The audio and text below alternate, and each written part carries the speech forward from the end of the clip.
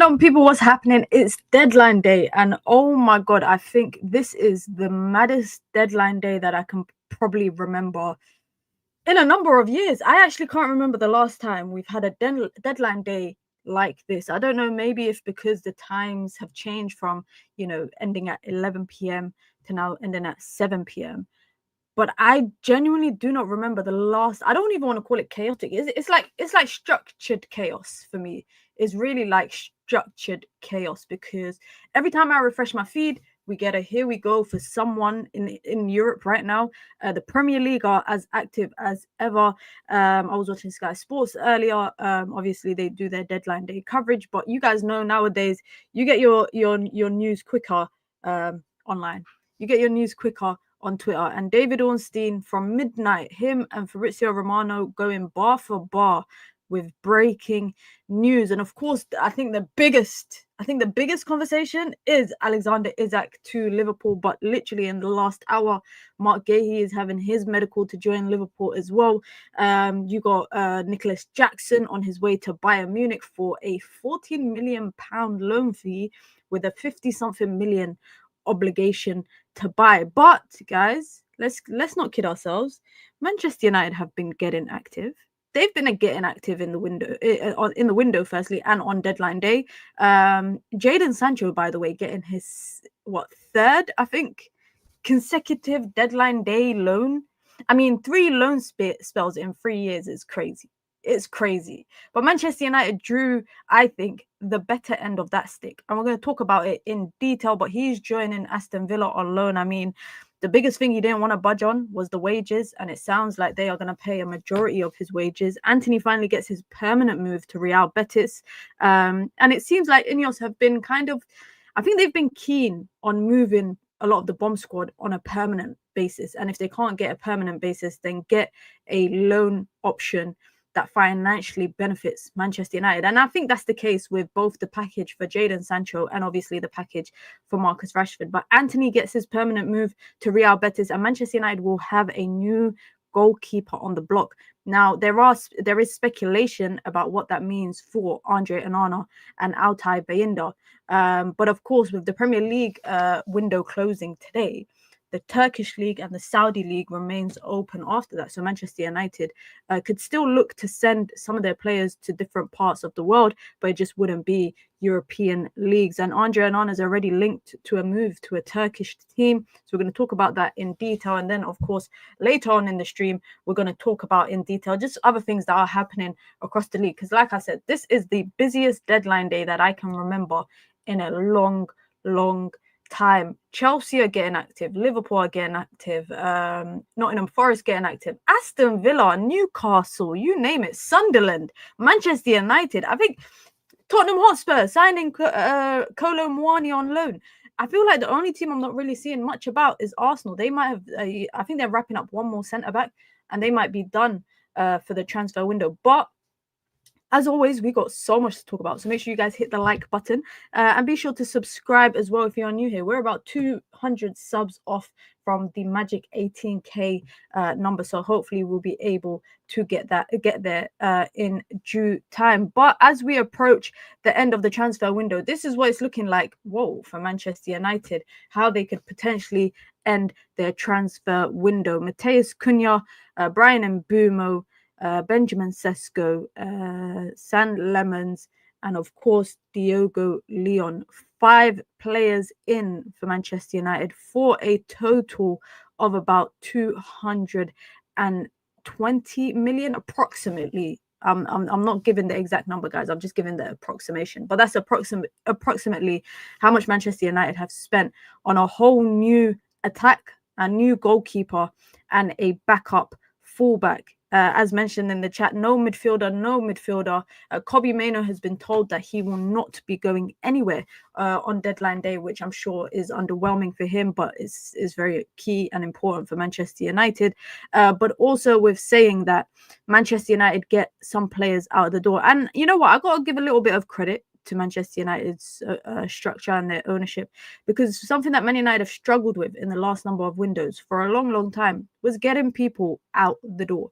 And, you know, they assembled this little bomb squad, if you want to call it that, and they've really been able to get them all out, except for Tyrell Malacia, who, if he probably stays, I could see them maybe just terminating his contract, because he's not really got a destination to go to. His contract expires in the summer as well. So he might be the only one out of the bomb squad that remains. But the truth is, Man United is still not going to sign a midfielder. That's what it seems like. I've seen links reporting Manchester United are interested in a deadline day move for Conor Gallagher. I don't know if this sets Manchester United to sign a midfielder in the January window or in the summer transfer window. But I do think it as good of a window that I believe Manchester United fans want to think that we've had, when you consider the incomings and the outgoings. I can't say it's a good window without a midfielder coming in. Like, I just don't, I can't envision it being a good window without a midfielder coming in, because that is a problem for Manchester United. I saw this earlier today, which kind of was interesting to me a little bit.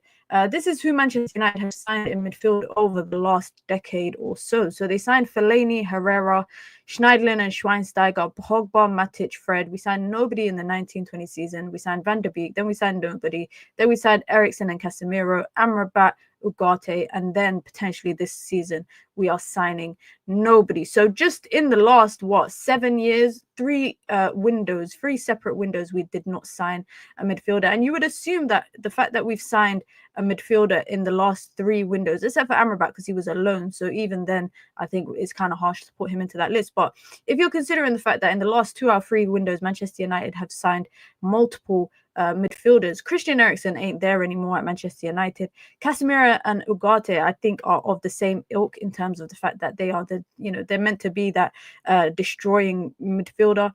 Man United have not signed a quality ball playing midfielder, probably I would say, since Paul Pogba, and that's nearly a decade ago, guys. It's nearly been 10 years since we signed Paul Pogba, and we haven't really signed someone of that ilk, someone that's good on the ball like him since then. Donny van der Beek for me was just always it was kind of a pointless signing. I don't know why Man United did that. I think it was just to shut the manager up, just to be like, here you go, here's a midfielder. Fred wasn't that kind of ball playing midfielder that Man United needed. Eriksen, maybe if we signed him a couple of years earlier. Obviously we signed him aging with a health condition, but Manchester United, no matter how much I want to believe that this has been a good window, I just can't really be honest and say it is a good window without us signing a midfielder. The same way, if Man United signed a midfielder and they didn't sign a goalkeeper, I would be saying the same thing. And the reason why I'm saying that is because I think both positions are equally as important. All I see in games is midfield battles where Manchester United get bullied, Manchester United get overrun, Manchester United struggle with the physicality of the game or the endurance of the game. They struggle to go the full distance in a demanding setup under Ruben Amorim. And I just feel that if we were serious, and we're going to talk about the finances of Man United's outgoings, we can afford a midfielder. We can, if you're considering the 40 million that Manchester United have sold Garnacho for, the 19, 20, 21 million that they're getting for Antony, the little fees that they're getting for Rasmus Højlund and for Jadon Sancho. And then you're thinking about all the clauses that they've benefited from. They've benefited from, Mason Greenwood qualifying for Champions League. They've benefited from Alanga joining Newcastle and Alvaro Fernandez joining Real Madrid and Maxi Oyedele joining whatever team he joined. Manchester United have made over 20 million in clauses of players that they've moved on in the past. When you put that together with the money that they've made from the permanent moves, but also the loan moves, and also, of course, the wages that they're saving, Manchester United should have money in the bank, in my opinion, to go and buy a midfielder. And it doesn't have to be a panic buy. I don't think it has to be a panic buy. Now, with saying that, I am slightly delusional to believe that Man United will be back in the race for Baleba next summer. I want to believe that. Now, it's not just going to be Manchester United in the race for him. I think a lot of other teams will be in the race for him too. The irony is the rest of the Prem have all improved that area regardless of what formation we play. I don't get it. It's absolutely wild. When you think about all the midfields in the Premier League, I think Man United will struggle up against a lot of midfields. I think we're going to go up against a lot of midfields in the Premier League, and I think we will struggle with those midfield battles, mainly because I don't think the depth or what Ruben Amorim's system exploits in terms of in a formation. I don't think we have the midfielders for that. Number one. Number two, I also think that we are shoehorning players into the midfield position that shouldn't be playing there. I've already said I don't think Bruno should be that central midfielder partner. He shouldn't be part of that duo in the middle of the pitch. That's less to do with Bruno Fernandes as a player and more to do with the fact that, when you're playing in a midfield too, I think you have to have a level of physicality and intensity and, ability to go up and down the pitch, which I don't think he has.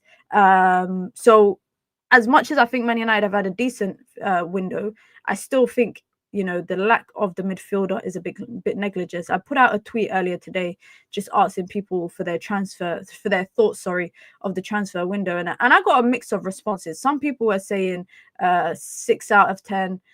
Some people were saying 7 out of 10, 8 out of 10.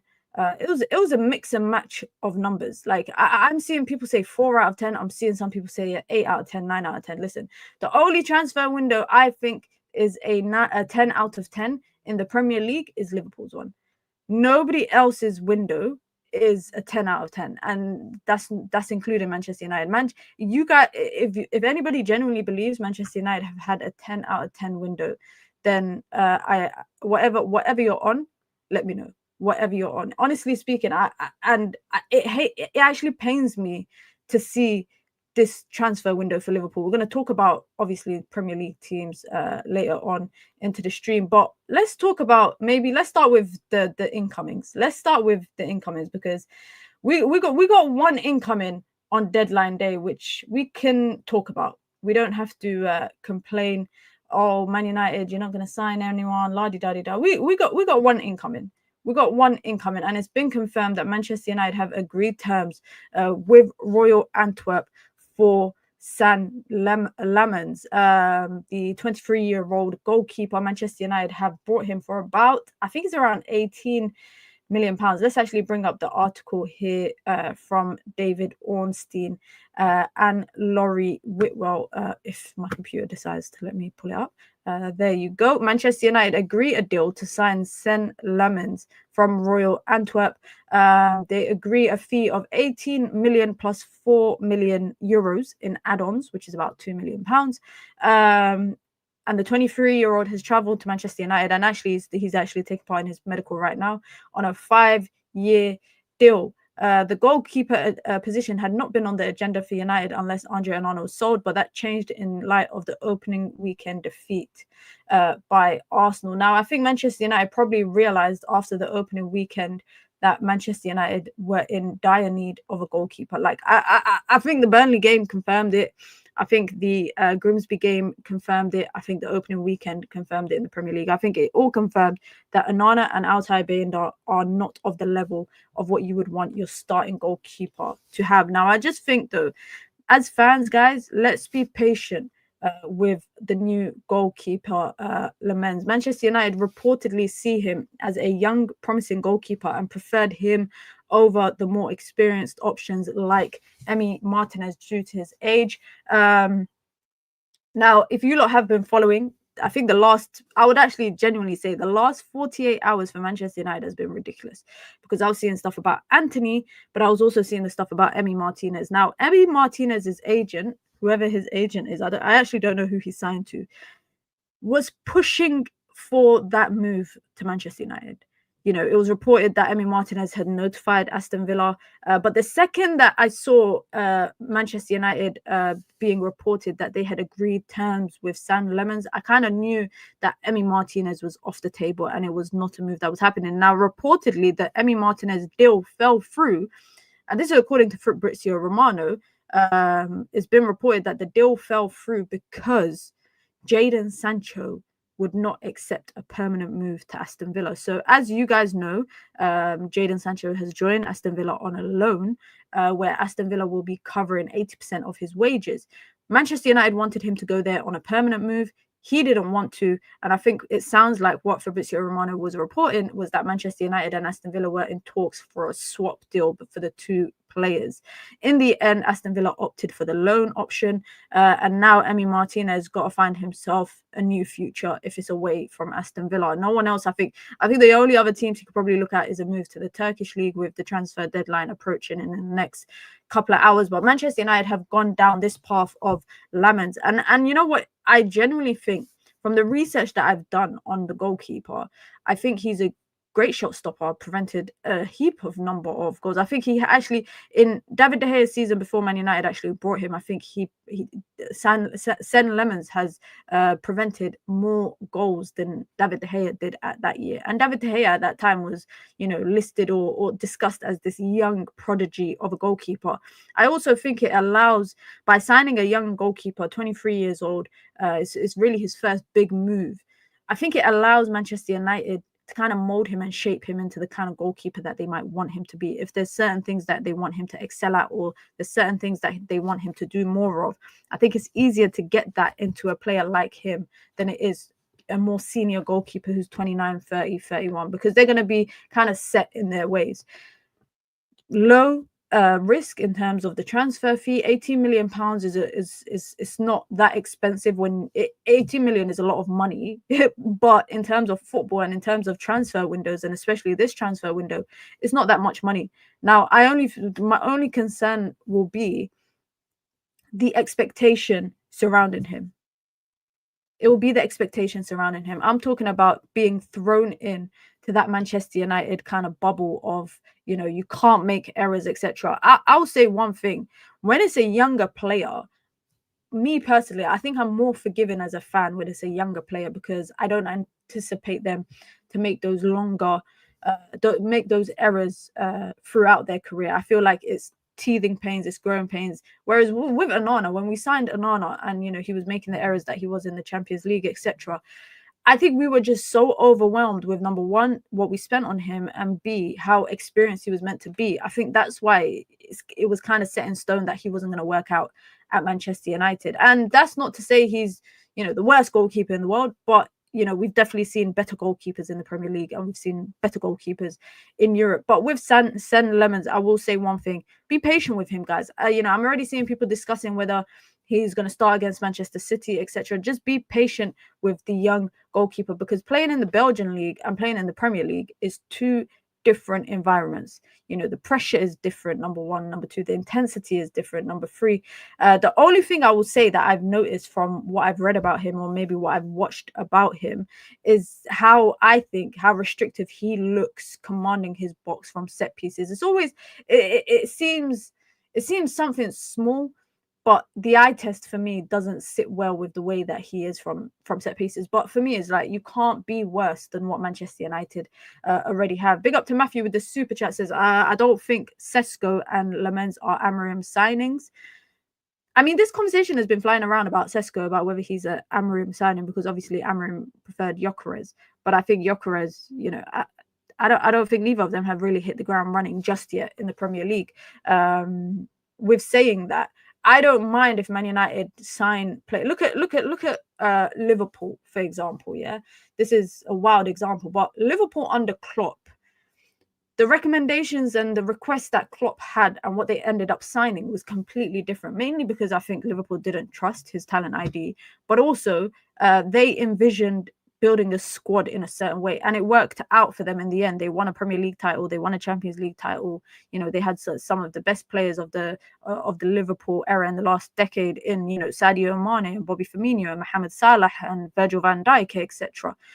But also, with saying that, since he's left, they've continued that consistency of Liverpool being responsible for the recruitment strategy, with the players that they've even brought in under Arne Slot. So I don't mind personally if players all the time are not signed by the manager, because also, can I just say this? Erik ten Hag had a lot of reign on Man United's transfers, and look how that turned out.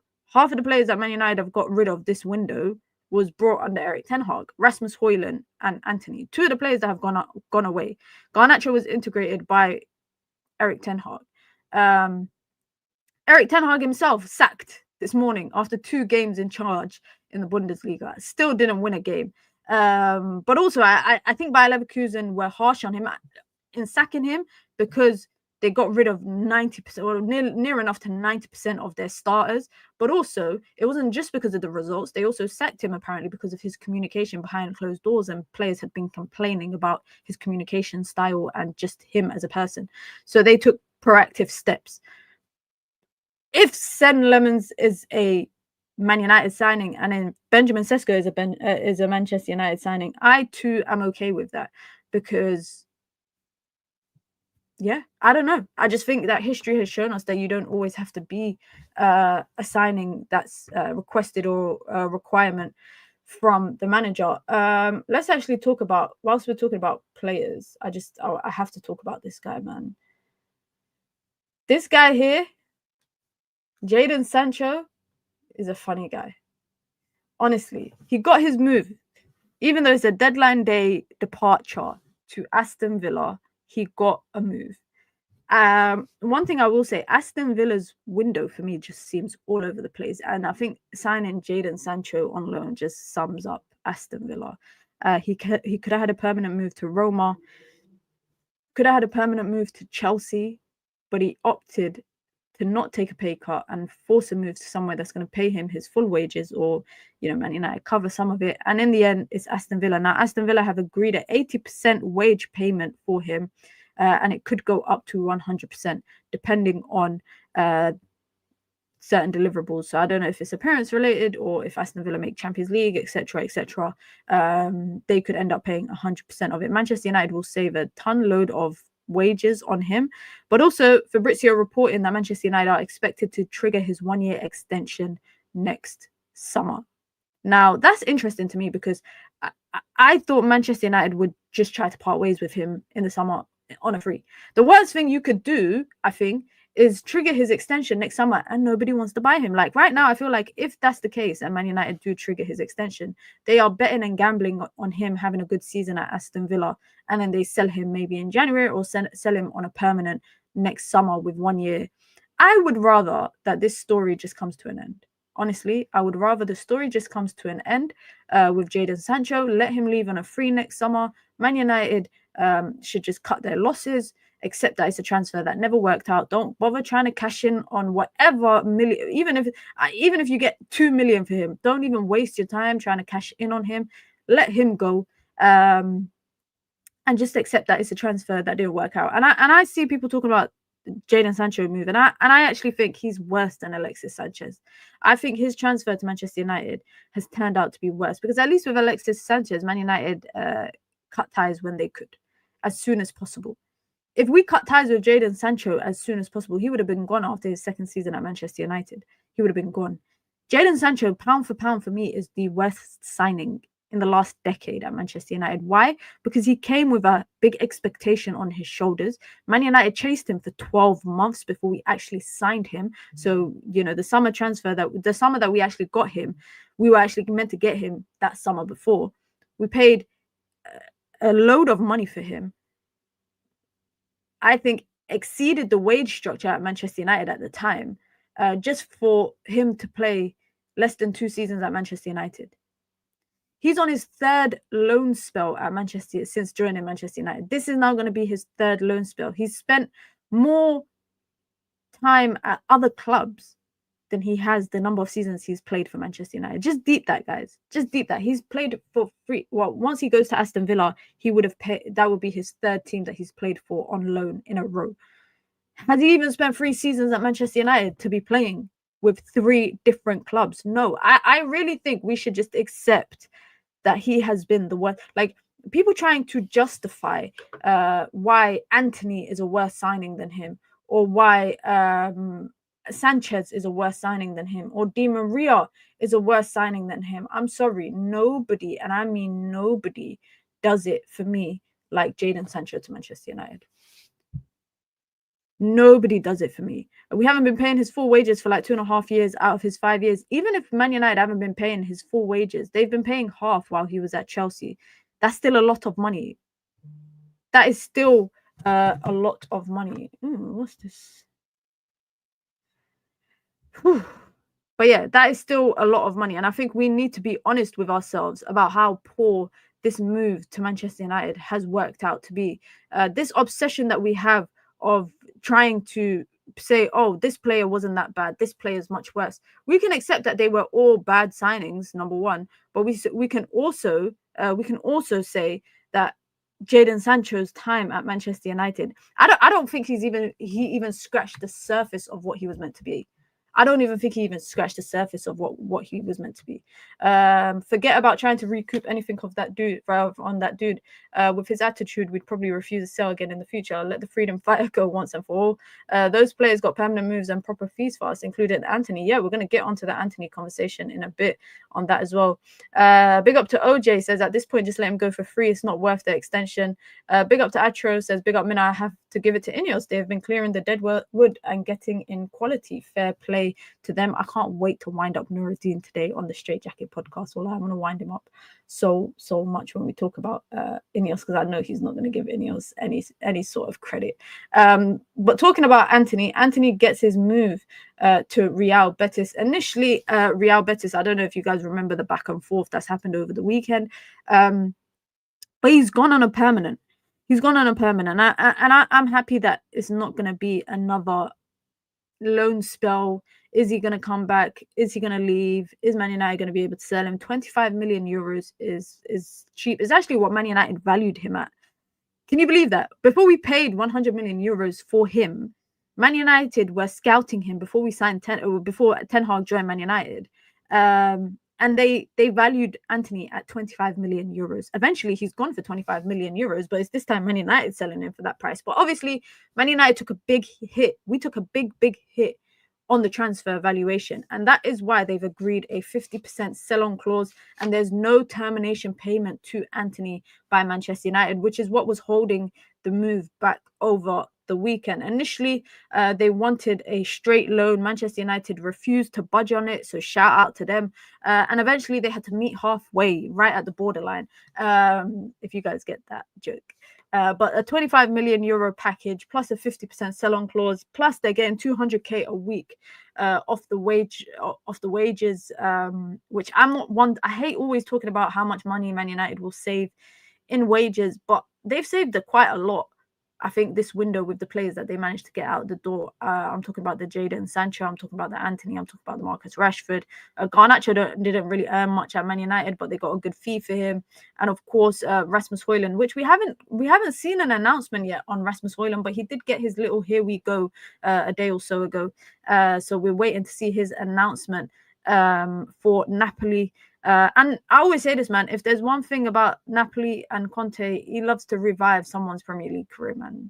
He loves to revive someone's Premier League career. But kudos to Manchester United for me to get these guys out of the door. I think we're not really accepting or deep in how well, in my opinion, that they've done to get some of these players out of the door. Because some of these players, we're talking about potentially reintegrating them. We're talking about, what if Ruben Amorim potentially has to reintegrate player X and player Y? That's the conversations that we were having not so long ago. And now Manchester United has managed to get Garnacho out on permanent move, managed to get Antony out on a permanent move, managed to get Marcus Rashford and Jadon Sancho out on loans with a majority of their salary covered by the club. And then also get Rasmus Højlund out on loan to a league that he probably prefers, but also get a decent fee for him, 6 million euros plus an option to buy of a certain amount if Napoli qualify for the Champions League, which is very likely. They could win the league again. So I actually think Man United have done relatively well. When we look at, previous outgoings, let me bring up Man United outgoings. If I was to bring up previous outgoings for Manchester United, you just look how poor we've done. This is unofficial, obviously. This is missing some people. By the way, Victor Lindelof has signed for Aston Villa today. But let's look at previous windows, guys. This was Man United last season. This was last summer for Manchester United in Ineos's first real official summer. So even at that point, I don't think they really had much leverage. I think if Scott McTominay was to go in this window, I think he would have gone for a lot more. But last summer, I just think there was a bit of desperation on their side to get people out of the door and just try get any sort of cash in. And you see it here with Scott McTominay, Mason Greenwood, Alvaro Carreras, aka Fernandez, who's now at Real Madrid, and he went for a big fee. And then you see Hannibal, Willy Kambwala, Aaron Wan-Bissaka. Look at this. This is peanuts. This is peanuts for everyone that's left. Nothing. It's 117 million euros. That's how much Man United made last summer. But that is from how many players leaving on loan or on a perm. I think people don't want to give credit to Ineos for whatever reason, because they probably have their opinions on them. But I think we need to give them credit for the way that they dealt with the bombs. I hate calling them the bomb squad, but the players that, you know, the manager wanted to get out the door. And also, you know, making sure that they pushed to get the best possible deals. United at selling are like Barca at selling. I feel like we might even sell better than Barca, especially this window. But quickly, before I go into more transfer stuff, let's just go have a look at Fabrizio Romano's Twitter page, because guys, I can't keep up with his Twitter page. You know, I can't keep up with him today. Like, non-Man United related, he's just moving so quick with everything. Let's see what's Benjamin Pavard to Marseille. Okay, a loan deal from Inter, because I think Inter are set to sign Nathan Ake, is it, or Akanji? Let's see who else. Mark Gahey to Liverpool. Here we go. Yeah, Chelsea. What, guys, can we actually deep what Chelsea have just done with Nicholas Jackson? They've just got £14 million loan fee for Nicholas Jackson, with a £56 million obligation to buy if he plays a certain number of games for Bayern Munich. That's crazy. Look at this. Look at this. That's mental. Here's the Mark Gahey deal, £35 million plus a 10% sell-on clause. That's great business for Liverpool. And Crystal Palace make about 100 million from him and Eze. Who else? Facundo Bonetta joins Chelsea on a loan deal from Brighton. What the? Where did that come from? Guys, where did that come from? What? Somebody needs to investigate Chelsea's business with Brighton, because they wanted to sign, what's the other player that they were trying to sign from Brighton just the other day, and then it collapsed. But then Bluco were trying to sign him, not Chelsea. Bluco was trying to sign him, send him on loan to Strasbourg, and then send him to Chelsea. Anyways, now suddenly that collapses, and they sign Facundo Bonetta on loan instead. And Cisco, yeah, there you go. And Cisco, that's crazy. They don't even need him. What the hell? Brentford have just turned down an approach from Lyon for Carvalho. Okay. Akanji to, there you go. There's the Akanji deal, guys. Akanji from Man City to Inter, a 2 million loan fee and then 15 million option to buy. Did Cisco end up joining Strasbourg? I thought he didn't. Fulham agree a deal to sign Tyreek George for £22 million. Guys, wallahi, seriously, serious question. How do they get this money for these players? Seriously, how do they get this money for these players? 22 million.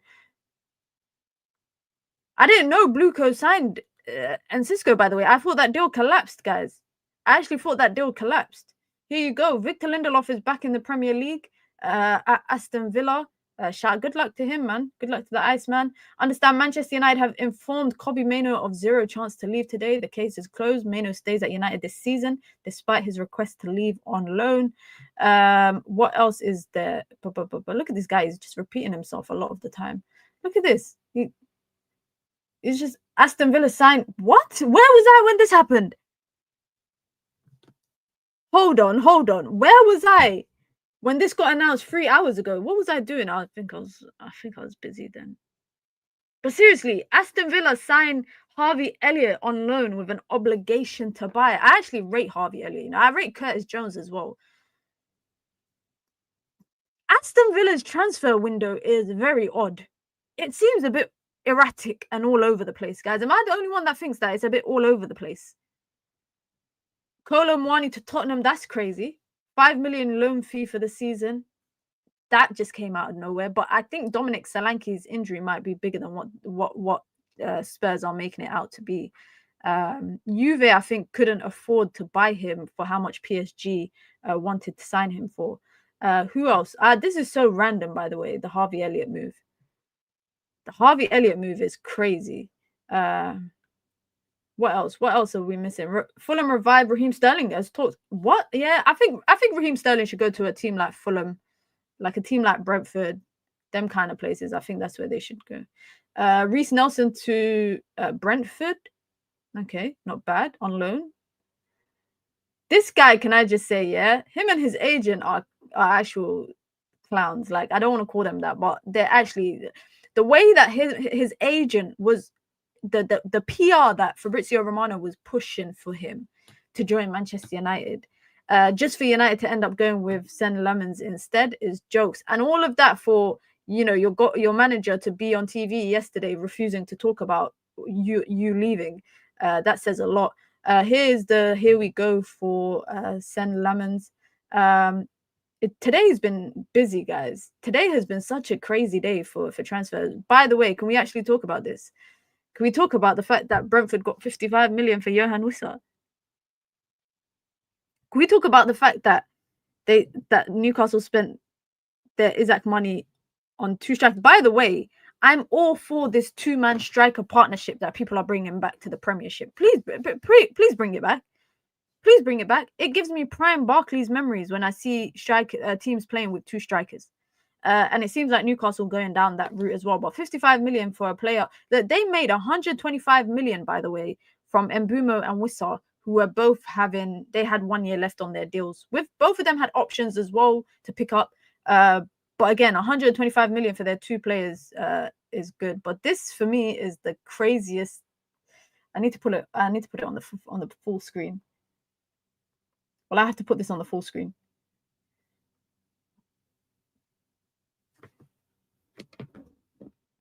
Getting sacked after 2 league games. Imagine United did that when we hired him. Remember when we hired him and we lost our 2 opening games? I felt kind of bad for Ten Hag, I'm not gonna lie, just because I think what Bayer Leverkusen maybe expect, the results that are probably expected from him with the way that they've not really reinvested in the team. It's just, you're asking for a miracle. You're asking, he's not Harry Potter. He told us before, he's not Harry Potter, man. He's not Harry Potter. I do kind of feel bad for him in that instance. The fact that they've kind of scrapped half of the team, so you know, they cashed in on a lot of players and didn't want to spend big fees on players or anything. But also it's been reported that it's not just because of, you know, the 2 results, but it's also his management that has rubbed some players, etc., the wrong way. Which is crazy. The Gahey deal might collapse. Really? Let's go have a look. Whew. Let's have a look. I have not seen anything yet about the Gahey deal collapsing. Before we get back into Man United stuff, guys, generally speaking, yeah, have we accepted that Liverpool are probably going to win the league? Have we accepted that Liverpool will most likely win the league?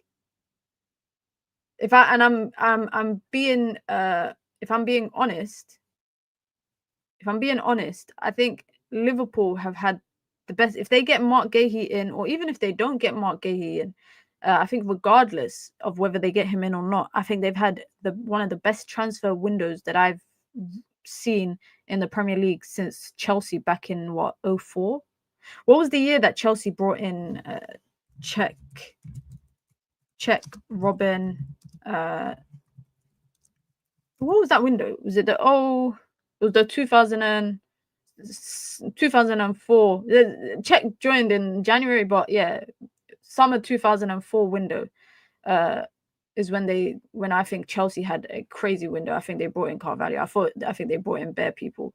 Wirtz's performance are going under the radar. You know what? It is because I think when you play for the Premier League defending champions, you can afford to have your embedding period and nobody really judges you. Whereas if you come into a team like Man United or a team like Arsenal, who, you know, have been finishing second every season, I think, you know, the pressure's on immediately.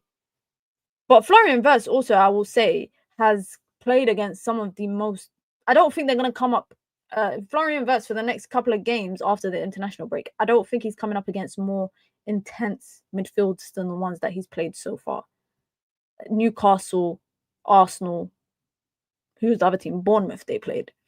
I think the next couple of run of games will probably be the chance for him to kind of find his foot in the Premier League. But also, I think he also realizes, can I just say, in the Premier League, you don't have a lot. And this is why I rate players like Kevin De Bruyne. This is why I rate, 10s that have been creative players that have played like they got eyes on the back of their head, because you don't have time to breathe in the Premier League. As soon as the ball is at your feet, you have to be scanning and, thinking of your next pass immediately. And Florian Wirtz, I think he's still adapting to that level, or to that. He's still adapting to that. But listen, that is at Bomba.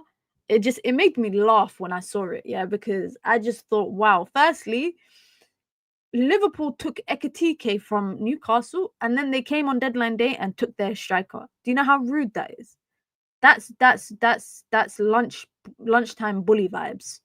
That's give me your lunch and give me your lunch money as well. That's the vibe that Liverpool were on with that. Newcastle, I think, thought they were in control this whole time, but really the ball was always, in my opinion, in Liverpool's court. It was always in Liverpool's court. And the media, they were briefing the media talking about 150 million. They were never getting 150 million for Isaac. But can I just say, twice they've broken the British transfer record in one window. If they don't win anything, if they win anything less than just the Premier League, that's a failure. In my opinion, they have to win multiple trophies. But also, I'm not gonna lie, as a hater, I'm saying they have to win everything. But as a football fan, I know that it's gonna take a bit of embedding for the front line, etc., to kind of get used to playing with each other. The same way Real Madrid went on a trophy drought last season because of the new front line that they had. It's gonna take some time, but the fact that they managed to re-sign Van Dijk and Mohamed Salah as well, that's a great window for them. That's a great window for them. I think Arsenal have had a good window too. I genuinely feel like Arsenal have had a good window too. The only one that I'm a bit about with Arsenal is Gyökeres. Gyökeres is the only player that they've signed that I'm just like, Even Madueke, if he's for depth, I'm like, okay, cool. I like Mosquera. I think he's good. I think Eze is phenomenal. I like Zubimendi. Who else? I don't know if the centre-back has done his medical yet. But also, I think Arsenal have got rid of their dead weight pretty well. I think Arsenal have got rid of their dead weight pretty well. Check what Silly Talks posted. Let me go have a look. Ooh, it's irrelevant, but Fabrizio just said Galatasaray are in advanced talks to sign Ilkay Gundogan. Let's see, where is Sully? Where is he? If you lot don't know, Sully tends to be right. I think Sully is quite, is a reliable guy. He says that Lammens has now successfully completed his Man United medical and will shortly sign his official contract. 23-year-old comes with the intention to fight for the number one goalkeeper spot. Told his agent he only wanted United. There we go. There we have it. That's probably going to be United's only incoming on deadline day, I would assume. I don't know. That's my assumption, that that's going to be our only incoming for deadline day. But listen, guys, we got so much content. If you guys have not checked it out, and I know you're a disgrace because you probably didn't, go and check out the videos that I dropped today. I dropped 2 videos during the day, one on Isaac and also one on Manchester United's outgoings and incomings, etc. Here we goes, if you want to call it that. We've got a busy day of streams over the next couple of hours. We have Straight Jacket podcast in about an hour or so, and then we got Red Carpet later on this evening once the window closes. Remember, guys, the window closes at 7 p.m. UK time. Remember, 7 p.m. UK time. It don't close at 11 p.m. Anymore. It closes at 7 p.m. across Europe. It's not just in England, it's across Europe. So I can expect the next 2 hours or so to be chaos. I definitely expect it to be chaos. But yeah, be sure to hit the like button on your way out. As I mentioned, Straight Jacket podcast We will be live in about 45 minutes. I don't know, guys. Saeed is taking the piss with that thumbnail, guys. Come, let me show you guys this thumbnail, please. I don't know what is wrong with this guy. Where is it? Let me show you this. I can't. I told him change this. I said, hey, bro, are you taking the piss? What? Why has he got me in a suit? Why does this guy have me in a suit? Firstly, the suit is not even facing the same way that my head is facing. Number one. Number two, I don't have a neck. I need to get onto him for this thumb because that is the. Anyways, make sure you come through to the Straight Jacket podcast in about 45 minutes or so because I'm gonna troll the hell out of Nuruddin. Nuruddin does not want to give Ineos credit. I'm going to wind him up. So make sure you come through. Like I said, guys, be sure to hit the like button. Be sure to subscribe. And I'm out. I hope you have a great one. Check out the videos that I dropped earlier this afternoon. And I'll catch you tomorrow, guys. Peace.